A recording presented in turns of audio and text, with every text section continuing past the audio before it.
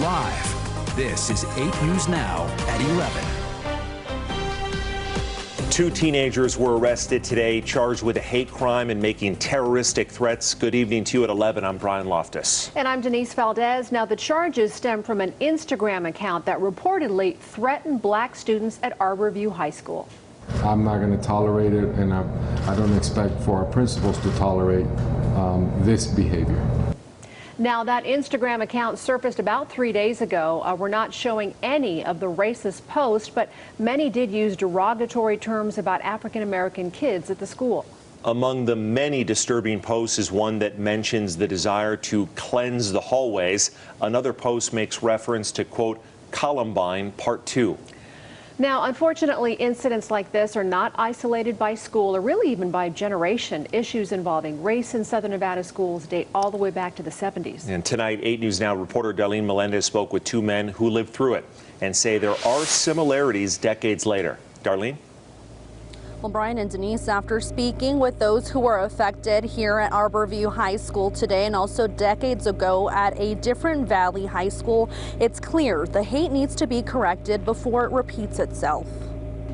Stan Armstrong and John Ireland sit and page through an old yearbook. That's me there, and that's John right there. Recalling their time at Rancho High School in the midst of racial tension amongst black and white students in the late 60s and early 70s. Social changes at that time leading to race riots. If you're white, you're with a white group, you basically stay in the group.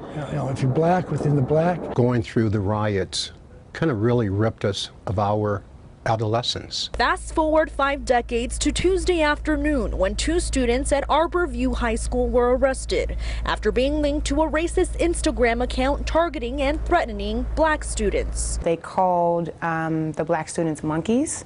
They said that their melanin smelled. Ebony Davis is a parent and says the social media posts weren't the first racially charged incident involving the school.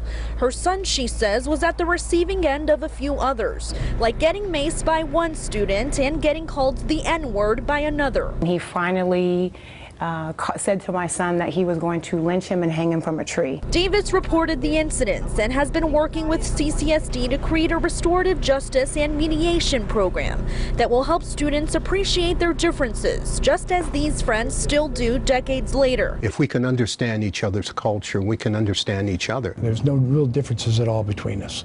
And basically, it's like we don't need to make differences up. But as this mother says, there's still more work to be done. I'm asking that Mr. McPartland take a stance. We'll get behind him as parents.